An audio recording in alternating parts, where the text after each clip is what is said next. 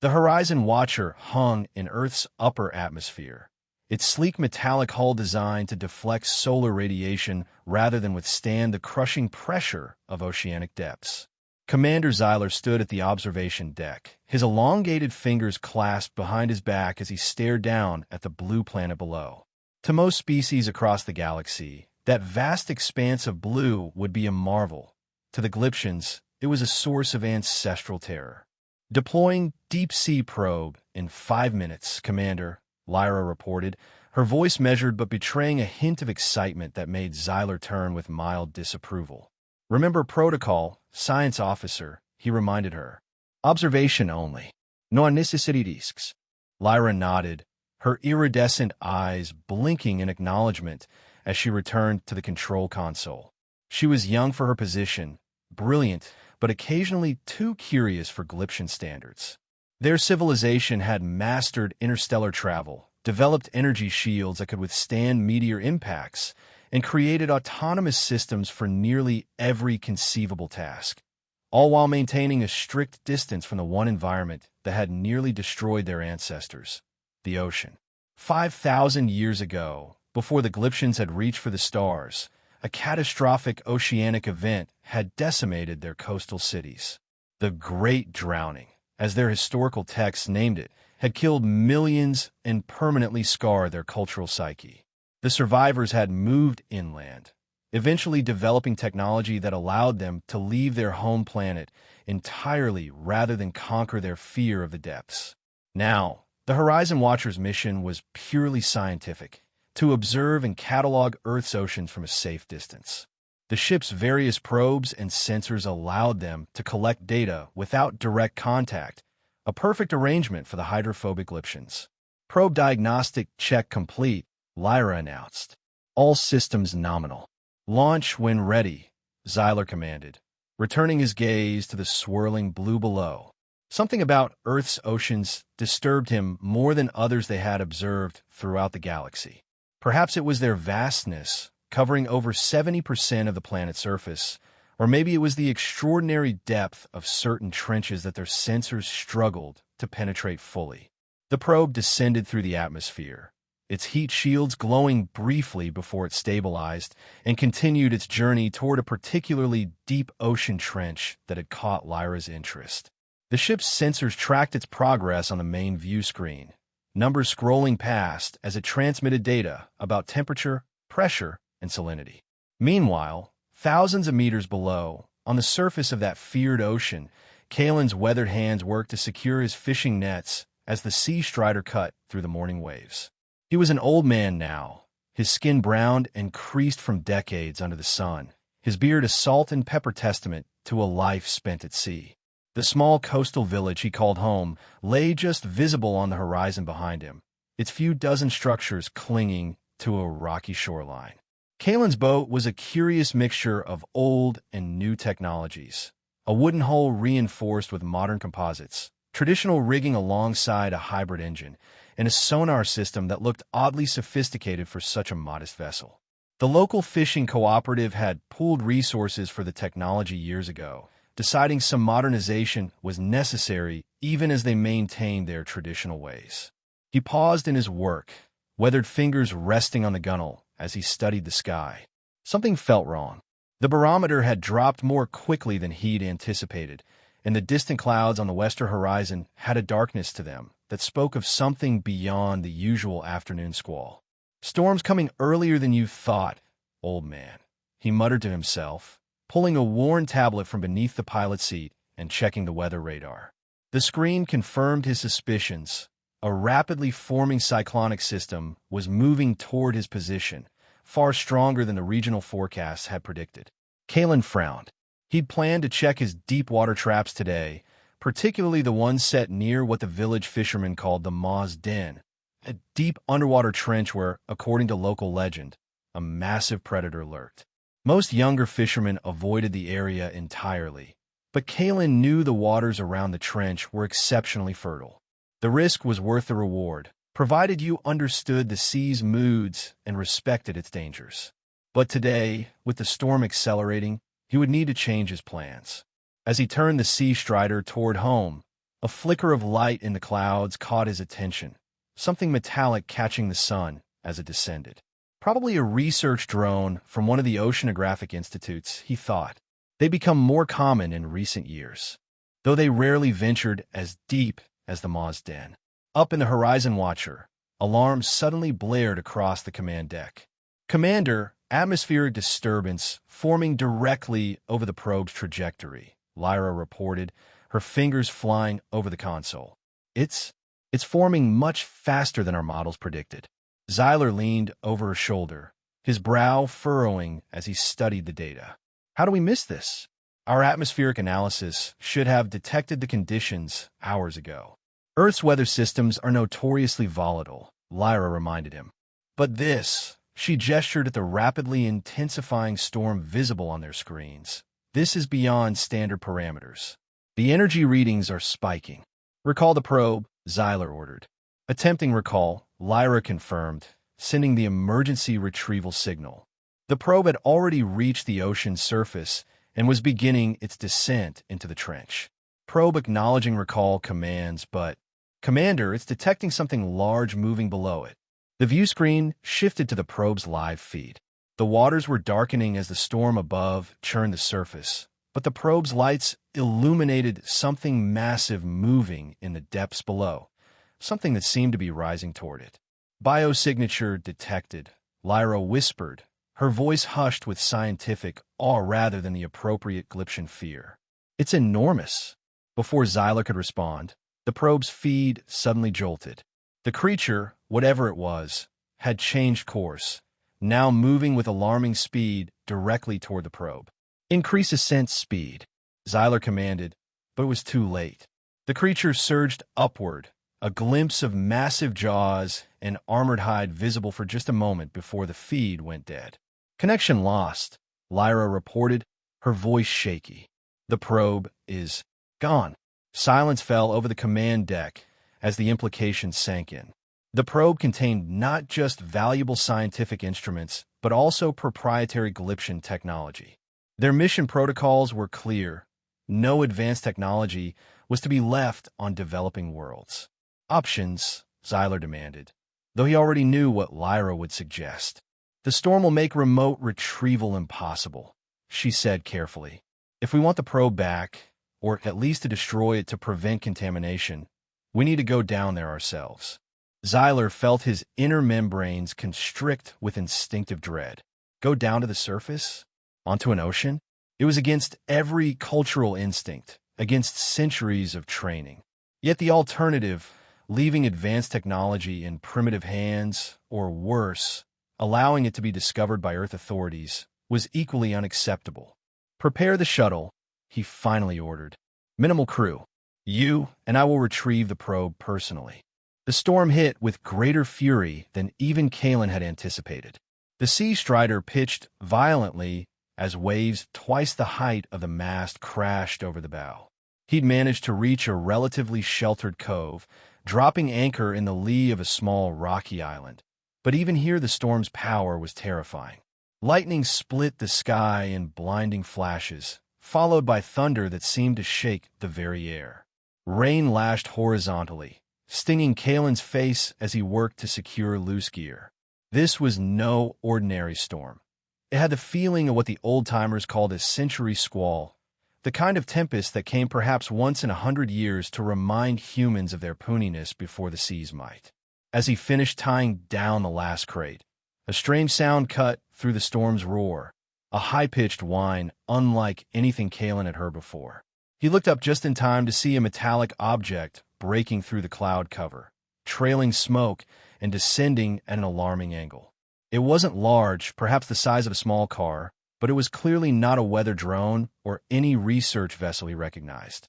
The object skimmed across the water's surface less than half a kilometer from his position, bounced once like a stone skipping across a pond, then came to rest partially submerged near a reef outcropping. Steam rose where the hot metal met the cold ocean. Kalen hesitated only briefly. Someone could be inside that thing, and the sea wouldn't be kind to them in this storm. Retrieving his emergency medical kit from its waterproof locker, he started the engine and carefully navigated toward the downed craft. The Glyptian shuttle had not been designed for water landings. Its atmospheric flight capabilities were impeccable, but the storm's unexpected electromagnetic properties had interfered with its guidance systems, forcing Lyra to attempt a manual landing. They'd survived, but the shuttle had sustained damage to its propulsion system. External atmosphere is compatible with our respiratory systems, Lyra reported, studying the readouts on her wrist device. But the salinity and moisture levels. She trailed off, the concern evident in her voice. Xyler checked his own environmental suit, ensuring the protective membrane was fully sealed. Glyptian skin was highly sensitive to salt water. Even brief exposure could cause painful irritation and potential cellular damage. The probe's last signal came from approximately 1 kilometer east of our position, he said. We'll need to repair the shuttle quickly and proceed to the retrieval point. A sudden impact rocked the shuttle, sending both Glyptians stumbling. What was that? Xyler demanded. Lyra checked the external cameras. A wave. The water level is rising, and the storm is intensifying. Commander, I don't think we can stay here. As if confirming her assessment, another, larger wave crashed against the shuttle, tilting it precariously. Water began seeping through microscopic cracks in the hull. We need to evacuate, Xyler decided reluctantly. Gather the essential retrieval equipment. We'll need to find higher ground and wait for the storm to pass. The shuttle's hatch hissed open, and the full fury of the storm hit them like a physical blow. Rain pelted against their protective suits, and the wind nearly knocked Lyra off her feet. Before them stretched the churning, heaving surface of their ancestral nightmare, an ocean in the full throes of a tempest. Xyler froze, his body locked in primal terror. Thousands of years of evolution and cultural conditioning screamed at him to retreat, to seal the hatch and take his chances with the sinking shuttle rather than step out onto this watery hell. Lyra gripped his arm. "Commander," she shouted over the storm. "Look!" Through the sheets of rain, a shape was approaching, a wooden vessel being skillfully navigated through the massive waves. At its helm stood a figure, humanoid and apparently unconcerned by the chaos surrounding him. Kalen guided the Sea Strider carefully alongside the strange craft. Up close, it was unlike anything he'd ever seen. No markings or flags indicating country of origin, no visible propellers or jets, just smooth metallic surfaces that seemed to shimmer with an almost oily iridescence, even in the storm's gloom. More surprising were the two figures now visible at an open hatch, clearly not human, despite their humanoid form. Their bodies were slender, almost fragile-looking, with elongated limbs and oversized, almond-shaped heads. They wore what appeared to be form-fitting environmental suits that glistened wetly in the rain. Aliens. The word popped into Kalen's mind unbidden. He'd heard rumors over the years from other sailors who claimed to have seen strange lights over the ocean, but he'd always dismissed them as tall tales or hallucinations brought on by too much rum and too many lonely nights at sea. Yet here they were, and they appeared to be in trouble. "Your vessel is taking on water," he shouted over the storm, pointing to the clearly sinking craft. "You need to come aboard." The aliens, if that's what they were, made no move to indicate they understood. The smaller one appeared to be manipulating a device on its wrist, while the taller one stood frozen, seemingly paralyzed with fear as it stared at the churning sea. Kalen brought the Sea Strider as close as he dared and threw a line to the stranded craft. "Tie this off and climb across," he demonstrated the motion, hoping they would understand, even if they couldn't comprehend his words. The smaller alien seemed to grasp his intention. It took the line and secured it to something inside the hatch, then turned to its companion, clearly urging it to move. The taller one remained frozen. Another massive wave approached. In moments, it would swamp both vessels. "Now!" Kalen roared, bracing himself against the wheel. The wave struck, lifting the alien craft and nearly capsizing it. The sudden movement seemed to break the taller alien's paralysis. With a visible effort, it leaped across the gap between the vessels, landing in an ungraceful heap on the Sea Strider's deck. The smaller one followed more gracefully, clutching a metallic case. No sooner had they landed than their craft gave a final shudder and slipped beneath the waves. Kalen had no time for introductions or explanations. "Below," he shouted, pointing to the small cabin. "Get inside." The aliens seemed to understand urgency, if not his specific words. They scrambled into the cabin as Kalen turned the Sea Strider back toward the sheltered cove, fighting the wheel as massive waves threatened to broadside the vessel. It took every ounce of Kalen's seamanship to navigate back to the relative safety of the cove. By the time he finally dropped anchor again, his arms ached from wrestling with the wheel, and his old bones protested every movement. He secured the vessel as best he could, then finally joined his strange passengers in the cabin. They had positioned themselves at the far end of the small space, clearly wary. The taller one still showed signs of distress, its breathing rapid and shallow. The smaller one was more composed, still working with the device on its wrist, which now emitted a soft blue glow. "Well," Kalen said, removing his dripping rain gear and reaching for a thermos of hot tea, "I don't suppose either of you speaks English?" The device on the smaller alien's wrist suddenly emitted a series of tones. Then, to Kalen's astonishment, it spoke in a flat, slightly metallic voice. Language identified. Translation matrix adapting. Please continue verbal communication. "A universal translator," Kalen murmured, impressed despite himself. "Straight out of science fiction. Translation functioning at 60% capacity," the device announced. Refinement ongoing. The smaller alien spoke, its actual voice high-pitched and musical, with consonants that seemed to click in vowels that flowed like water. The device translated. "We are researchers. Our vessel damaged in storm. Your assistance is appreciated." Kalen nodded slowly. "Happy to help. Name's Kalen. Been fishing these waters for 50 years. The smaller alien touched its chest. "I am designated science officer Lyra." It gestured to its companion. "This is Commander Xyler. Nice to meet you both," Kalen said, studying them more carefully now that they were out of immediate danger. Their skin, visible at their faces, had a faint bluish tinge and seemed almost translucent. Their eyes were disproportionately large, with vertical pupils that adjusted visibly to the cabin's dim light. "Our research equipment," Xyler spoke for the first time, his translator rendering his voice deeper but equally flat, "was lost before the storm, near a deep underwater formation. We must recover it." "Lost something to Ma's den, did you?" Kalen asked, raising an eyebrow. "That's dangerous territory, even on a calm day." Both aliens stiffened at his casual mention of the maw. "You know of the creature?" Lyra asked, leaning forward with evident scientific interest. "The abyssal maw?" "Sure. It's something of a local legend among fishermen. Enormous deep-sea predator that lives in the trench. Some say it's just stories to keep youngsters from fishing in dangerous waters. Others swear they've seen it." Kalen shrugged. "I've fished near that trench for decades. Never seen it myself, but I've heard things down there. Felt things. Something big lives in that deep, that's for certain." The aliens exchanged glances that even Kalen could interpret as alarm. "This maw," Xyler said carefully. "It attacked our equipment." "That would explain why it stirred up," Kalen said. "The maw doesn't like disturbances in its territory. Old fishermen say it can sense electrical fields, like a shark but much more sensitive. Your research equipment probably got its attention. We must retrieve it," Xyler insisted. "It contains sensitive information." Kalen took a sip of his tea, considering.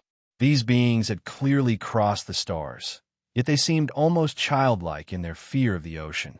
Their technology was advanced, the translator alone proved that, but they were completely out of their element here.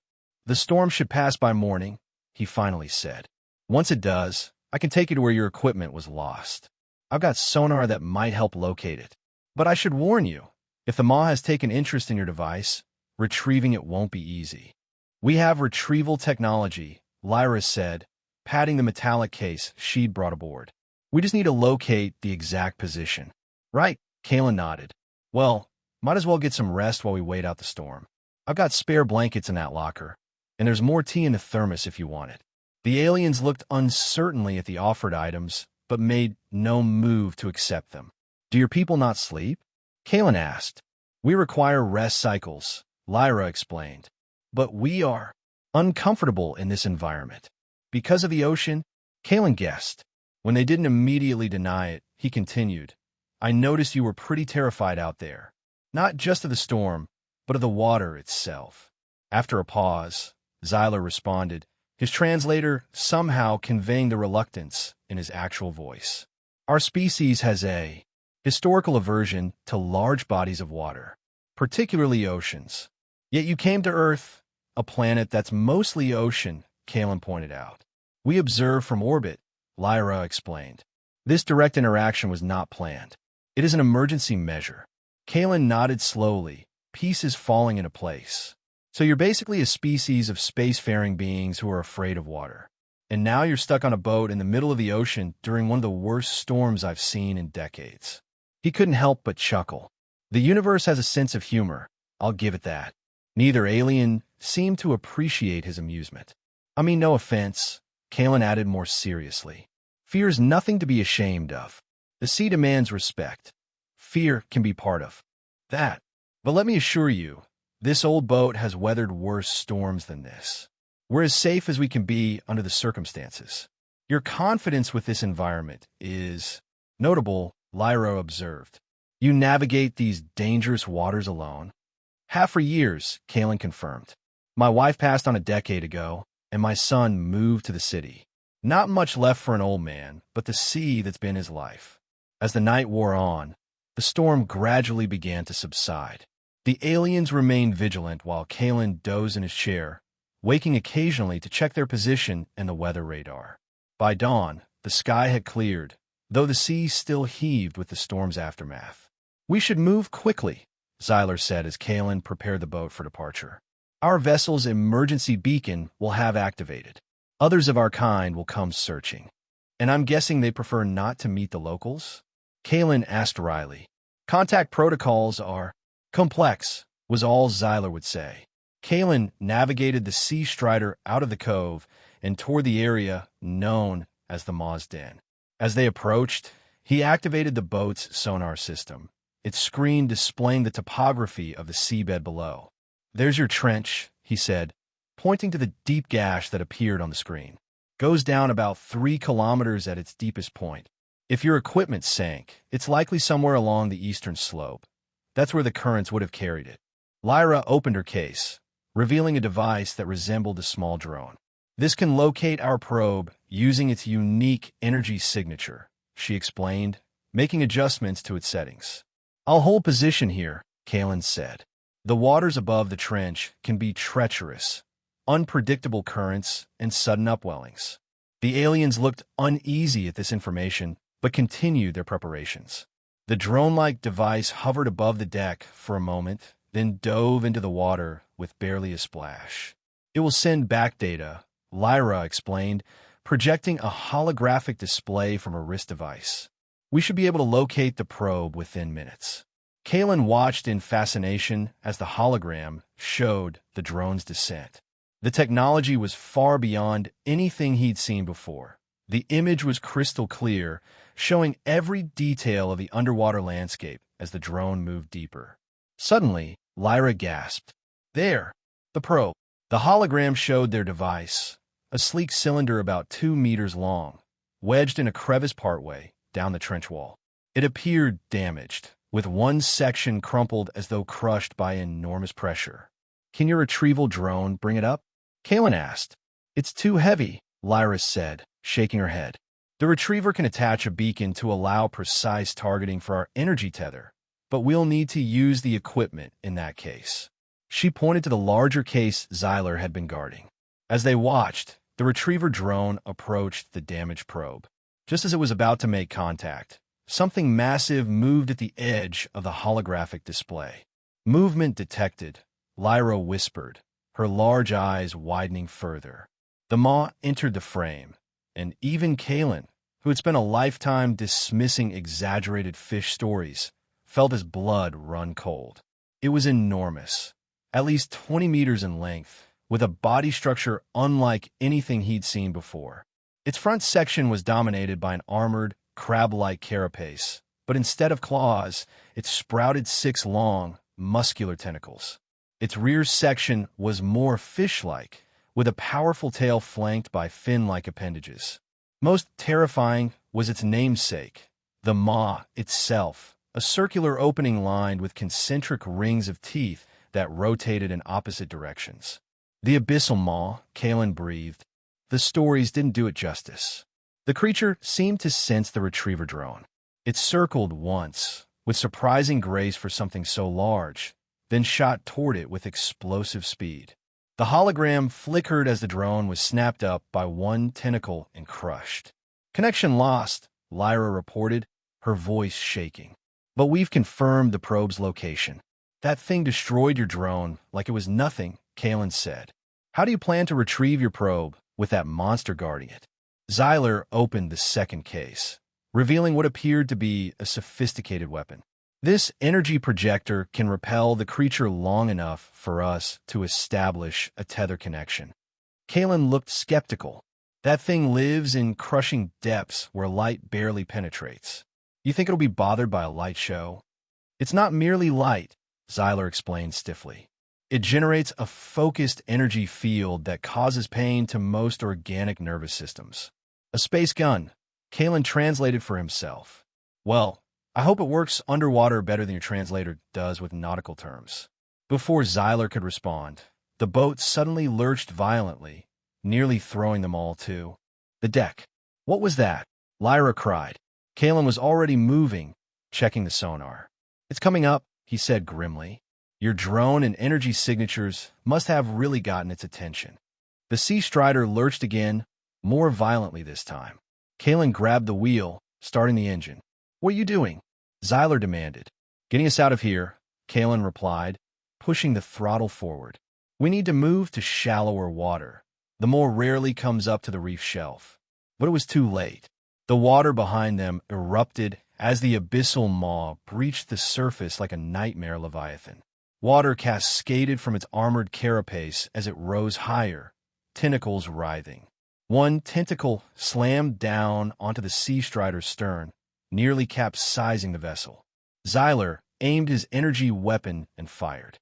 A beam of pulsing blue light struck the creature's carapace, causing it to recoil momentarily with a sound like grinding stone, a roar emanating not from a mouth, but seemingly from its entire body. The effect was short-lived. The creature attacked again, this time wrapping a tentacle around the boat's mast and squeezing. Wood splintered ominously. "It's not working," Lyra shouted as Xyler fired again with similar temporary results. "The carapace must be insulating it somehow," Xyler said, adjusting settings frantically. "I need to target a more vulnerable area." "The underside," Kalen called, wrestling with the wheel as he tried to maneuver away from the creature. "Sea legends say its belly is softer, but good luck getting a clear shot." Another tentacle slammed down, this time striking Xyler directly and sending him sprawling across the deck. The energy weapon skittered away, coming to rest against the gunwale. Lyra scrambled toward it, but the boat's violent movement made reaching it impossible. Kalen recognized the look of paralyzing fear returning to Xyler's eyes as the commander stared up at the monstrous creature looming over them. The Glyptian seemed frozen in place, overwhelmed by the manifestation of his species' deepest fear. In that moment, Kalen made a decision. These aliens, for all their advanced technology, were helpless here. This was his domain, his lifetime of knowledge. He locked the wheel in position and moved quickly to a locker near the stern, extracting what looked like a harpoon gun, but more sophisticated than any standard model. It had clearly been modified, with circuitry exposed along its barrel and a power cell attached to its stock. "What is that?" Lyra called over the noise of the creature's continuing attack. "Something I've been working on," Kalen replied, taking aim. "Modified pulse harpoon, designed for stunning sharks that get too interested in our nets. Never tested it on anything this big, though." The creature was preparing another attack, rearing back with 2 tentacles poised to strike. Kalen waited, timing his shot carefully. As the tentacles began their downward arc, he fired. The harpoon struck the underside of the maw's carapace where it joined with the more vulnerable rear section. Instead of penetrating, it adhered to the surface and immediately discharged a powerful electrical pulse. The effect was dramatic. The creature convulsed, its tentacles spasming. It released the boat and recoiled, a sound like cracking thunder emanating from its body. "Now!" Kalen shouted, rushing back to the wheel. "Target its eyes with your weapon while it's stunned." Xyler seemed to snap out of his paralysis.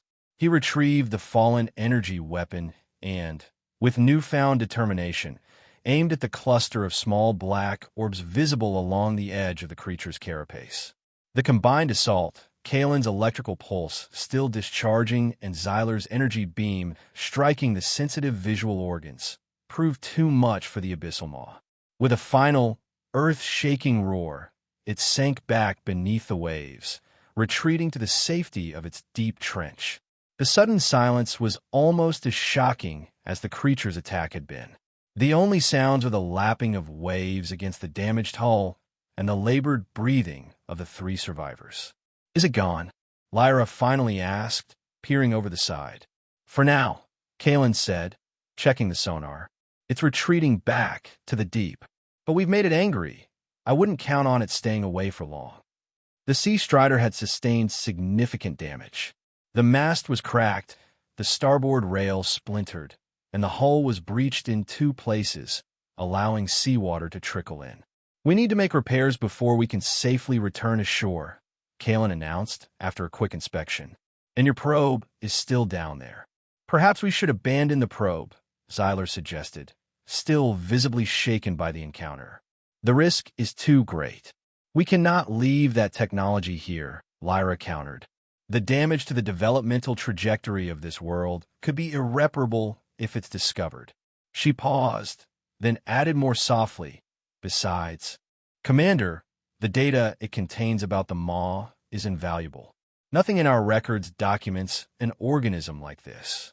Xyler seemed torn between his duty to retrieve the probe and his instinctive desire to flee this watery nightmare. Finally, he turned to Kalen. "You saved us with your device. Is there any way we can retrieve our probe without confronting that creature again?" Kalen considered for a moment. The maw is territorial, but not endlessly patient. It tends to patrol for a while after being disturbed, then returns to the deepest part of the trench. If we wait a few hours and approach from a different angle, we might have a chance. "Our vessel's emergency beacon is active," Xyler reminded them. "We have limited time before others arrive." "Then we'd better work quickly," Kalen said. "Let's patch up this boat as best we can, then make a plan." Working together proved challenging at first. The Glyptians were clearly uncomfortable touching the seawater that occasionally washed across the deck, and their unfamiliarity with physical labor was evident. Yet necessity proved a quick teacher, and soon they had established an effective system. Kalen handling the tasks requiring direct contact with water, while the aliens applied their technology to problems beyond his capabilities. Lyra used a device from their case to seal the hull breaches with an expanding polymer that hardened instantly. Xyler, meanwhile, diagnosed the damage to the mast and reinforced it with a metallic compound that bonded with the wood, making it stronger than before.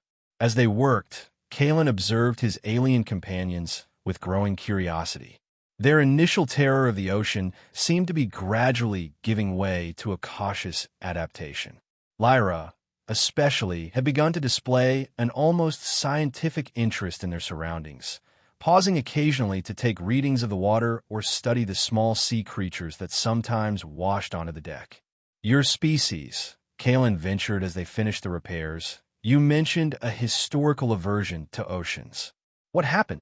Xyler and Lyra exchanged glances before Lyra answered. "Many generations ago, our homeworld experienced a catastrophic oceanic event, what we call the Great Drowning. Massive tidal surges destroyed our coastal cities and killed millions.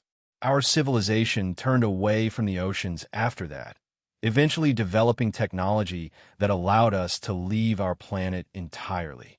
"So you conquered space before you conquered your fear of water," Kalen observed. We did not see it as something to be conquered, Xyler said stiffly. We saw it as something to be avoided, a threat to be studied from a distance. Yet here you are, Kalen pointed out, on a boat in the middle of that very threat, preparing to face down a sea monster to retrieve your technology. He shook his head with a slight smile.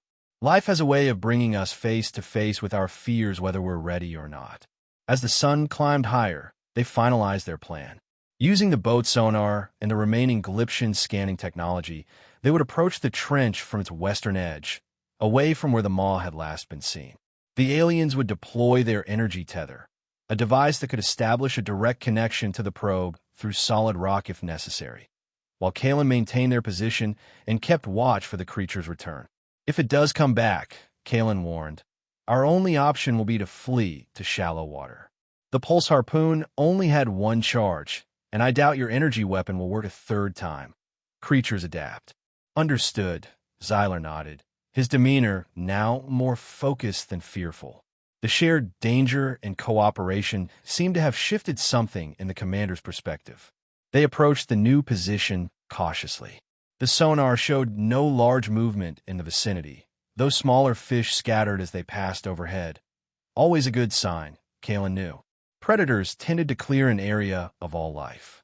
We're in position, he announced, cutting the engine and dropping a sea anchor to maintain their location. Sonar shows the probe about 400 meters down, still in the same crevice. Lyra activated the energy tether, a device that looked deceptively simple but which Kalen suspected contained technology centuries beyond Earth's current capabilities.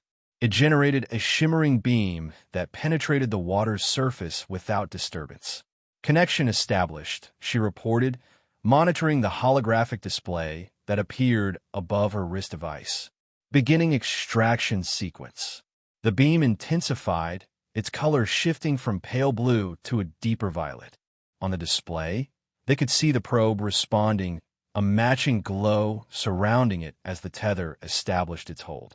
It's working, Lyra said, her voice betraying her relief. Estimated retrieval time, 3 minutes. Kalen kept his eyes on the sonar, watching for any sign of the moss. Return. So far, the deep waters remained calm, but experience had taught him that could change in an instant. The ocean's tranquility was always conditional, temporary. 2 minutes remaining, Lyra updated. The probe's exterior shell is compromised, but the core data module appears intact. Xyler stood beside her, energy weapon ready, his gaze constantly shifting between the retrieval process and the surrounding waters. The commander's earlier paralysis seemed to have been replaced by a tense vigilance. Movement, Kalen suddenly announced, pointing to the sonar display. A large signature was rising from the deepest part of the trench, moving quickly. It's coming back. Retrieval time, Xyler demanded. Still 90 seconds, Lyra responded, fingers dancing over the controls as she attempted to accelerate the process. It'll be here in less than 60, Kalen warned, starting the engine. We need to move. We can't break the tether connection once it's established, Lyra explained urgently. It could destroy the probe and release a significant energy discharge. Then we need another plan, Kalen said, thinking quickly. The reef shelf to the north. It's too shallow for the Maw to follow, but deep enough that we might be able to complete the retrieval there. Can we move while maintaining the tether? Xyler asked Lyra. Theoretically, yes, as long as we maintain a direct line to the probe, she confirmed. But any significant disruption, we don't have a choice, Kalen cut in, pointing to the sonar where the massive signature was now rising rapidly. Hold on. He pushed the throttle forward, and the Sea Strider surged ahead. Lyra struggled to maintain her balance while keeping the tether device steady, its beams stretching behind them like a lifeline into the depths. It's following, Xyler reported, watching the sonar. The creature was indeed pursuing them, its signature moving with alarming speed. Just a little further, Kalen urged, steering toward the underwater shelf that marked the boundary of the reef system. Lyra, how's the retrieval looking? 60% complete, she called back, her voice strained with effort. The connection is holding, but the movement is slowing the process. The water behind them suddenly bulged and churned as the maw breached the surface, further back than before, but clearly in pursuit. Its roar echoed across the water as it caught sight of them. There! Kalen pointed ahead to where the watercolor changed subtly from deep blue to a lighter turquoise, indicating the shallower reef. Almost a safety, the sea strider crossed onto the reef shelf, its keel occasionally scraping against the higher coral formations. Kalen navigated carefully, finding a slightly deeper channel that would allow them to proceed without running aground. The maw followed to the edge of the shelf, but stopped abruptly where the water depth decreased. It circled in frustration, tentacles lashing the water's surface. "It won't come into the shallows," Kalen explained, cutting the engine back to reduce their speed. "Its body mass is too great for these depths. It would risk being stranded." Lyra had managed to maintain the tether connection throughout their escape. "Retrieval at 80%, she announced.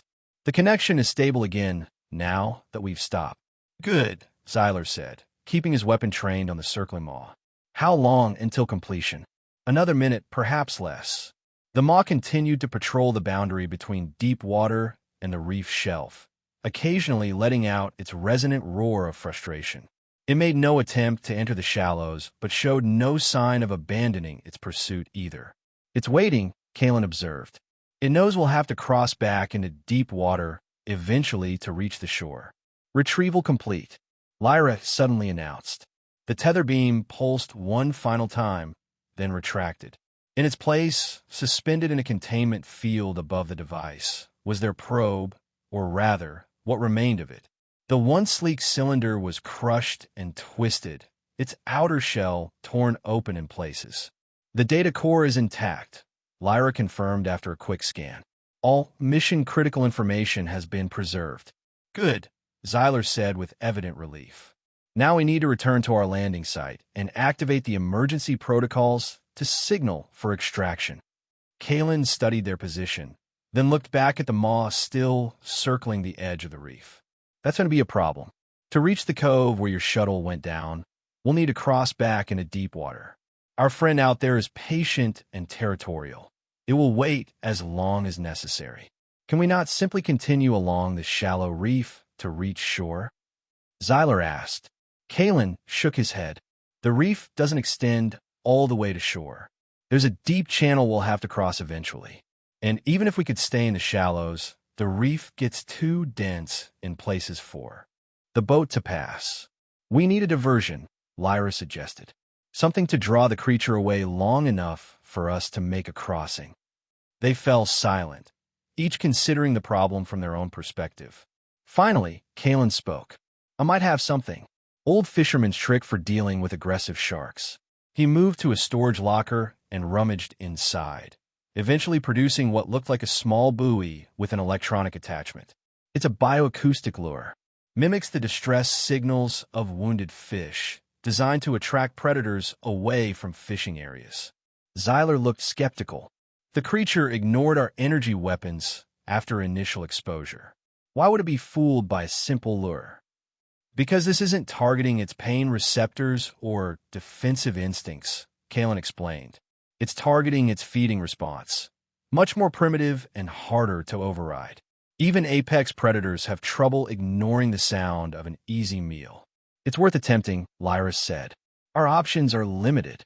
Kalen activated the device, adjusted its settings to maximum output, then attached it to a small flotation rig with a weight that would keep it suspended just below the surface. "Once I drop this over the far side of the reef, it should drift out into deeper water with the current," he explained.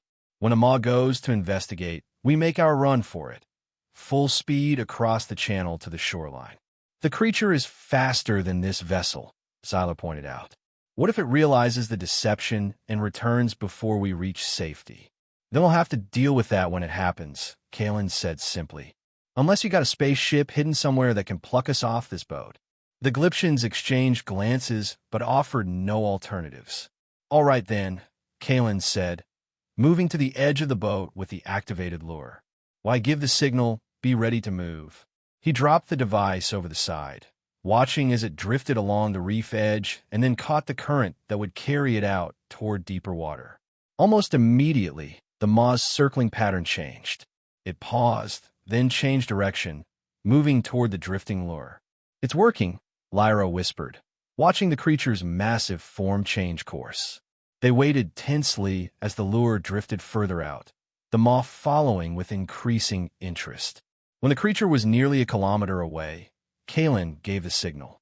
"Now," he called, starting the engine and turning the Sea Strider toward the open channel that would lead them back to the relative safety of the coastline.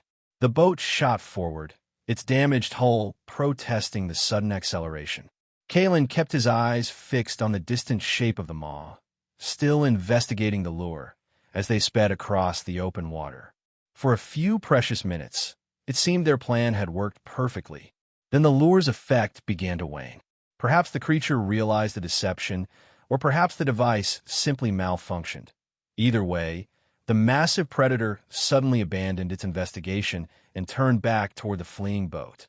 "It's coming back," Lyra warned, watching the sonar. "I see it," Kalen grimly acknowledged, pushing the throttle to its limit. The shoreline was visible now, but still too far to reach before the maw would overtake them. "We need another option," Zyler said, raising his energy weapon despite its previous ineffectiveness. Kalen's mind raced. The boat couldn't outrun the creature. The weapon wouldn't stop it. The pulse harpoon was depleted. What remained? Then he remembered something, a detail from the old fisherman's tales that he dismissed as superstition.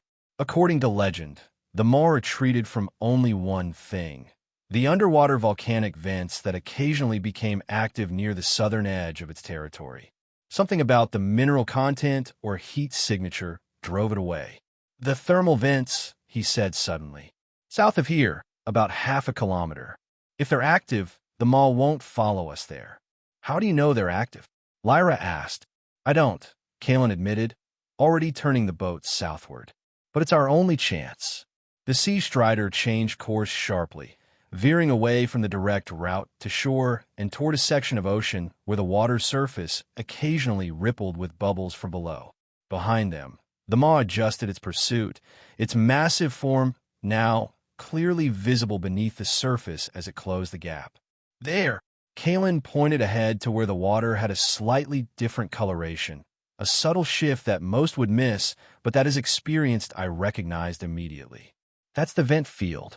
As they approached, the water's surface became increasingly disturbed, small bubbles breaking the surface, the faint smell of sulfur in the air, and a barely perceptible rise in temperature. "Is this safe for the vessel?" Zyler asked, eyeing the bubbling water with concern. "Safer than the alternative," Kalen replied, not slowing their approach. The maw was now less than 100 meters behind them, gaining rapidly. It breached the surface briefly, its roar echoing across the water as it prepared for a final lunge to catch its prey. Then they crossed into the vent field, and everything changed. The water around them churned with gases released from the seafloor, creating a misty, turbulent environment. The temperature rose noticeably, steam rising from the surface in places where particularly hot vents were active. Most importantly, the maw suddenly pulled back. It circled the perimeter of the vent field, roaring in frustration but making no attempt to enter. Whatever repelled it, the heat, the mineral content, or some other factor, was evidently powerful enough to overcome even its territorial rage. "It's working," Lyra marveled, watching the creature's retreat. "Your local legend was accurate. Sometimes the old stories have truth in them," Kalen said, reducing their speed to navigate more carefully through the bubbling waters. "We should be able to skirt the edge of the vent field and make it to shore now without further pursuit." As they moved through the thermal area, the Glyptians studied their surroundings with scientific interest, their fear temporarily overcome by curiosity. Lyra took readings with her wrist device, while Zyler observed the variety of unusual sea life that thrived in this harsh environment. Specialized creatures adapted to conditions that would kill most ocean dwellers. "This is remarkable," Lyra commented. "An entire ecosystem dependent on geothermal energy rather than photosynthesis. We have similar phenomena on other worlds, but seeing it here, in these conditions. Life finds a way, Kalen said simply. Even in the harshest places, if there's energy to be had, something will evolve to use it. They made their way safely through the vent field and continued toward shore, the maw eventually disappearing back into the depths. By late afternoon, they had reached the sheltered cove where the Glyptian shuttle had crashed. The shuttle remained partially submerged near the reef, clearly beyond repair. Xyler activated a small device that Kalen assumed was the emergency beacon they'd mentioned. Our recovery vessel will arrive within hours, the commander explained. They will be able to retrieve us and the remains of our shuttle without being detected by your authorities. Kalen nodded, accepting this without comment. After what they'd been through together, questioning their technology or intentions seemed pointless. They had trusted him with their lives. He could trust them with their secrets. As they waited for the rescue, an unusual camaraderie developed between the three survivors. The shared danger had created a bond that transcended their differences. Lyra, especially, seemed eager to learn more about Kalen's life and his relationship with the ocean. "You live alone, you said?" she asked as they sat on the Sea Strider's deck, watching the sun begin its descent toward the horizon. "Have for years now," Kalen confirmed. "My wife, Eleni, died from cancer 10 years ago. My son, Mika, moved to the mainland for university and never really came back. Has a family of his own now in the city. Yet you choose to remain here, facing the dangers of this environment daily," Lyra observed. "Why?" Kalen considered the question, looking out over the ocean that had been both his livelihood and his home for most of his life. "Because it's where I belong," he said finally. "The sea is harsh, yes. Dangerous, certainly. But there's an honesty to it that I've never found anywhere else. The ocean doesn't lie or pretend. It is what it is, beautiful and terrible and completely indifferent to our presence. There's a freedom in accepting that, in learning to work with it rather than fearing it or trying to control it. Your perspective is enlightening," Xyler said quietly. "Our entire civilization turned away from the oceans after the Great Drowning. We saw only the danger, never the possibility of adaptation. Fear does that," Kalen acknowledged. "It narrows vision, makes you see only threats, never opportunities." He glanced at the commander with a hint of amusement. "Though I can't say I blame your ancestors much after meeting the maw. That's a fair bit more terrifying than our usual sharks and squalls." As the light faded, a subtle disturbance in the air announced the arrival of their rescue. Unlike the shuttle, this vessel made no attempt to land on water. It remained in the air, barely visible through some kind of cloaking technology, and extended what appeared to be a traction beam down to their position. "It is time for us to leave," Xyler announced, gathering their salvaged equipment. "Our superiors will be most interested in the data we've collected." "I expect they will," Kalen said, rising to his feet. "Especially the parts about the abyssal maw. That's quite a specimen. You've discovered." "We have discovered much more than that," Lyra said, her large eyes studying him intently. "We have discovered that perhaps our ancestral fears have limited us more than we realized." Kalen nodded, understanding the significance of her words. "Fear keeps you alive, but can also keep you from living. The trick is knowing which is which." Xyler approached, holding a small metallic object in his elongated hand. "According to our protocols, we should adjust your memories of this encounter," he said hesitantly. "But I find myself reluctant to do so." "I appreciate that," Kalen said dryly. "I'm rather fond of my memories, altered or not." After a moment's consideration, Xyler handed him the object. "This contains a simplified version of our medical technology. It can accelerate healing and reduce pain. It may be useful for someone in your profession." Kalen accepted the gift with a nod of thanks, recognizing it for what it was, not just a useful tool, but an acknowledgement, a token of respect. "Safe travels," he said simply. "If you ever find yourselves in Earth's oceans again, try to pick a calmer day." A hint of what might have been a smile crossed Xyler's face. "We will endeavor to do so." The traction beam enveloped the two Glyptians, lifting them toward their waiting vessel. In moments, they were gone, leaving only a slight disturbance in the air to mark their passage. Kalen remained in the cove that night, making additional repairs to the Sea Strider before beginning the journey back to his village the following morning. As he worked, he occasionally glanced up at the star-filled sky, wondering about the report Xyler would file, the implications of their encounter with the Maw, and whether the Glyptians would ever return to Earth's oceans with a different perspective. 3 months later, Kalen was checking his deep-water traps near the edge of the reef, not too close to the Maw's den, which he still gave a wide berth, but in the fertile waters surrounding it. As he worked, a momentary shadow passed overhead, so brief he might have imagined it. But when he looked up, a small object floated down to land gently on the deck of his boat. It was a data cube of some kind, clearly not of Earth manufacture. When he picked it up, it activated, projecting a three-dimensional image of the deep trench and the surrounding seabed, more detailed and comprehensive than any sonar could provide. The image rotated, highlighting the Maw's primary hunting grounds, movement patterns, and territorial boundaries. There was no message, no communication. None was needed. Kalen understood what this was, a token of respect from one seafarer to another, a sharing of knowledge that could save lives. Far above Earth's atmosphere, aboard the research vessel New Horizon, Science Officer Lyra finalized her report on the abyssal maw and its unprecedented biological adaptations. Beside the scientific data, she had included a supplementary recommendation: the establishment of a pilot program for direct oceanic research, carefully controlled but no longer constrained by ancient fears. Project Tidewater, she had named it, and to her surprise, the Council had approved it for preliminary development. Commander Xyler, newly promoted for his handling of the emergency and the valuable data recovered, had supported her proposal. Perhaps, he had suggested during the council meeting, it is time we learn to navigate not just the stars, but the seas that once defeated us. Back on Earth, Kalen stored the alien data cube carefully in a waterproof container.